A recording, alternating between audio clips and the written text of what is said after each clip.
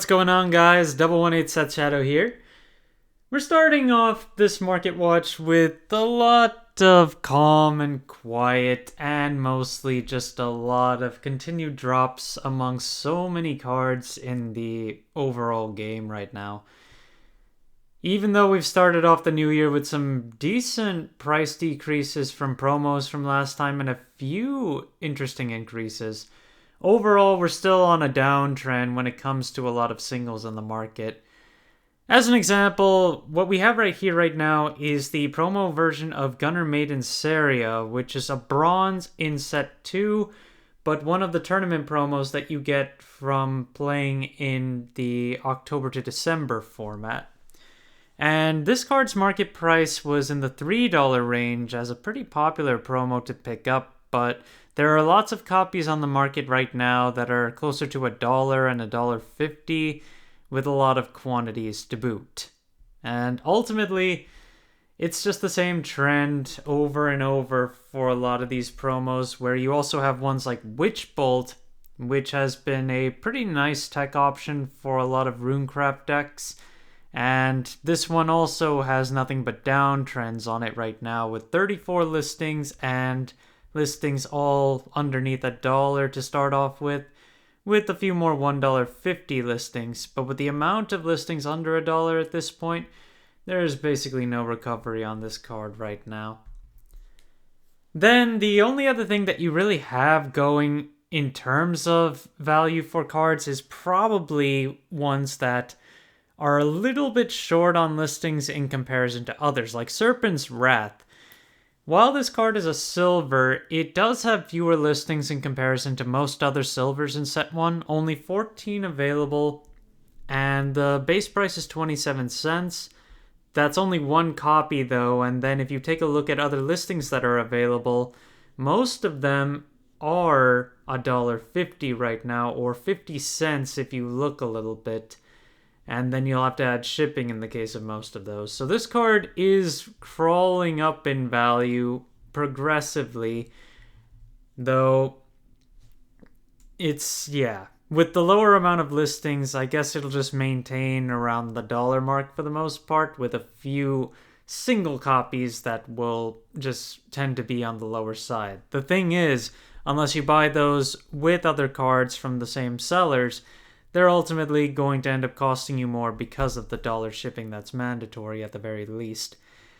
We've also got old bronze cards like Novice Trooper, which used to be really expensive when set 1 first came out, and they've just dropped off really hard since then.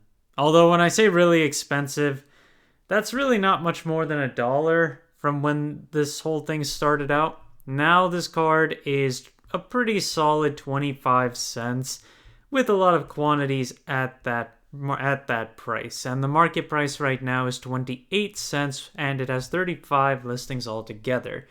Novice Trooper still sees play here and there, but given that Aggro Sword is not as prominent as it used to be, this card has fallen out of value, on top of the fact that it's just been reprinted quite a lot now.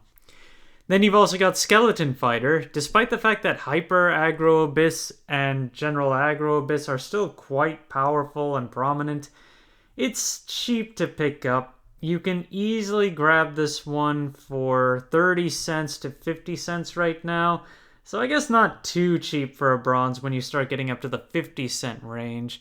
And when you look at the even cheaper ones at 25 cents to 18 cents, there are only 1 or 2 copies available of each, and then you have to start looking at the mandatory shipping cost versions. If we go on to the second page, there are a few with a number of quantities for 25 cents to 50 cents, but at least there's some option there, although you will have to pay in for more shipping to get those low-end sales, so it's usually better just to buy with a bunch of other stuff. You've also got Surefire Bullet, which is a gold from set 2. This card had been one of the bigger golds to pick up for set 2 for a while. It still is, but even as I say that, it's another card that's just dropped off in value over time, and now you can pick it up for $2.50 with a lot of quantities available right now. So $250 is basically the price on this one. You've got other listings that go $3 and then $250 after you pass the free shipping potential. But this card has gone down and is still a fair card to consider for play. And then looking into a few golds that we don't really cover that much. One is going to be for a Bizcraft called Azazel, which is also a set 2 card. This is a pretty interesting card for a Bizcraft in where it allows it makes it so that both players end up with only 10 life after this card evolves. Now it's a 7 cost card, but if you do have Necrocharge active, it ends up becoming 3 less play points, so it becomes a 4 cost that can drain both your life and your opponent's life all the way down to 10. It's a cheap card right now, and lots of listings available. 10 cents is the base for the regular form, 20 cents is the base for the evolved form. And given it's only 20 cents base for the evolved form, yeah, that's as cheap as things get for an Evo gold. Elf Girl Lisa is another one to consider, given that it has a pretty interesting ability to reduce the amount of damage that all your followers take from different effects. With Uma Musume getting a lot of spells that do ping damage to individual followers, this card could come in clutch to save a lot of your followers, including itself.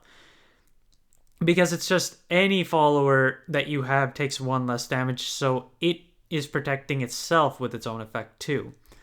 But this card is also a really cheap gold to pick up. Lots of copies available for 12 cents and then 20 cents. So, not much to say. If you want to give this a try for Forestcraft, it's cheap enough to give a try. Although, of course, might as well see if you can pick up some other stuff along with it if you don't want to pay that extra shipping cost. Then you've got Bay Vampire Noble, which is another one of the silvers that's a little lower on quantities compared to others. This is the evolved version, though, so that is kind of to be expected. But price-wise, it's not much different from where it used to be. There are still a lot of 50-cent copies, and then eventually it makes its way to $1. You look on the options without free shipping. They're a little bit cheaper with a lot of quantities, closer to 30 cents. So, if you're looking to just pick this up in bulk, it's probably better just to go with the options that are mandatory shipping. And then to wrap up today is Marin Zenskai, which is also a pretty cheap legendary to pick up. It's just under $3 if you want the base form, and about $1 if you want to pick up the legendaries evolved version. The super legendaries are also incredibly cheap to pick up. In fact, the base price of the super legendary oh wait, that's the Evo, my mistake. So, price-wise on the super legendaries, it's almost $6.50 for the base form, and $3 if you want the Evo form. And if you want the sign versions, oh man, the evolved version really dropped off in value to $55, and then you've got the base form, which is at $117 right now. Not many of the signs really hold up a lot of value in Uma Musume. We've seen Suzuka is up there, Daiwa's up there, and Special Week is up there too, but then you've also got stuff like Marin Zenskai, which just does not manage to hold as well. And the same goes for the Havencraft one as well, which I can't even remember her name right now. I feel a little bad given that Haven is my secondary craft. But that's just how it is. Thanks for watching, you guys. If you liked the video, please like and subscribe if you haven't already, and I will see you guys later.